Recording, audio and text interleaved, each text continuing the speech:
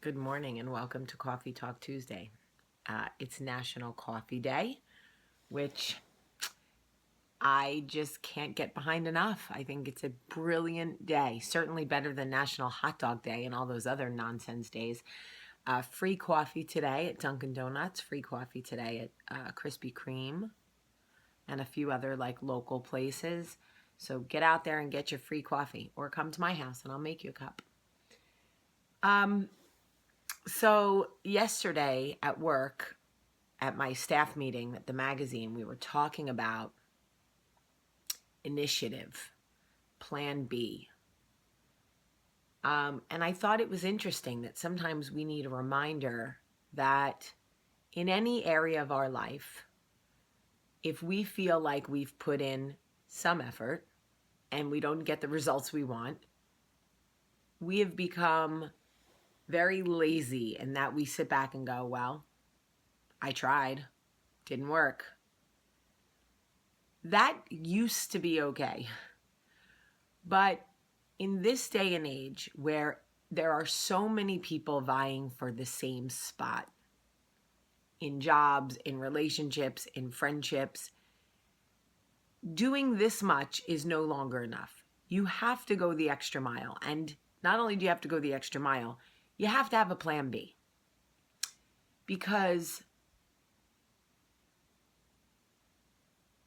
you are literally setting yourself up for failure if you are not thinking one step ahead.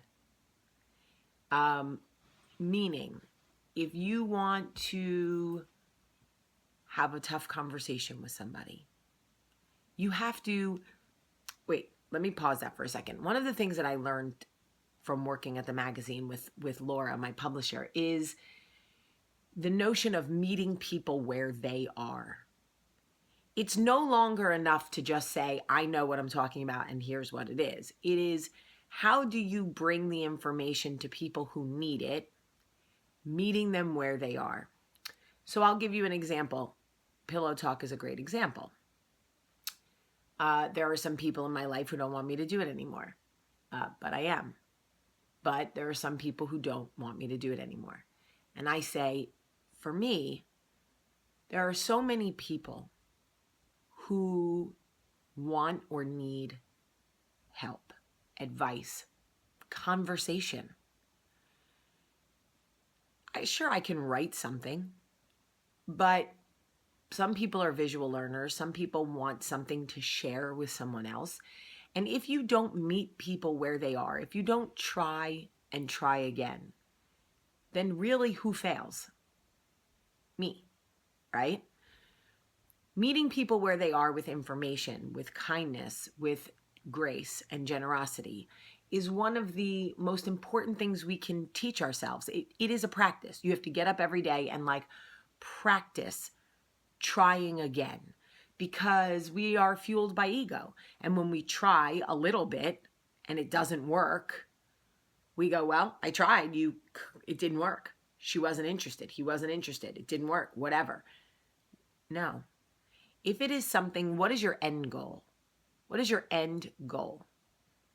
If it is something you really want, be prepared. Go into it knowing that you may have to try 2, 3, 4 times and have a plan B, right?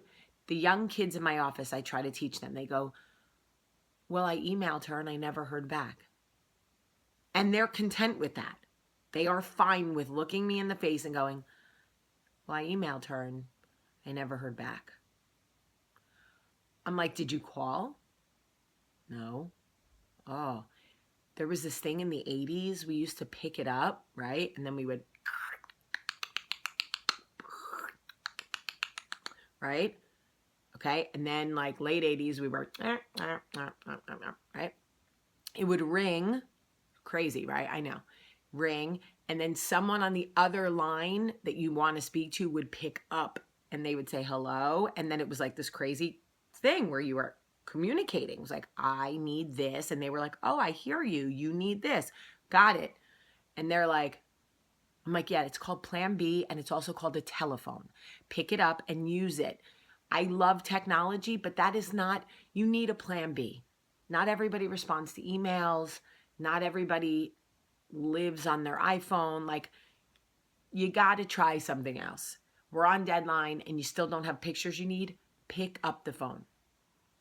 Sometimes I feel like I'm too hard on them, but I feel like if you don't teach them initiative, if you don't say to them, listen, you have to work harder and be smarter than your peers because everybody's vying for the same 2 jobs. So you've got 10 people trying to get 2 jobs. If you're the person that's like, yeah, I sent an email, I never heard back, how long do you think that's going to work for you? So we had this whole conversation about in life, in general, you have to be prepared to try again. And I was thinking about this morning. There's a situation right now with somebody that I know my family would like me to try again. But I feel like I've tried 10 times. And I know they're watching this coffee talk going, yeah, Jaime, take your own advice. Try again, try again. But I feel like I have. I feel like we know when we have genuinely tried and then tried again and tried plan B. If you've exhausted all your options, the next part of this coffee talk is wave your red flag and use your voice. Let people know you need help. We can't do it all. We legit cannot get it all done. We cannot do it all.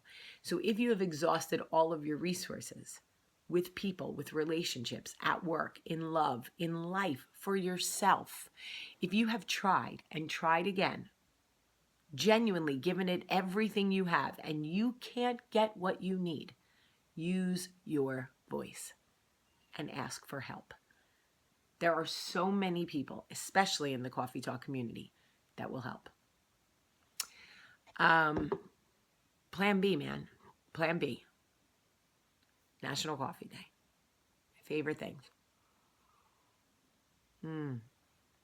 Okay. I love you today. Have a great day.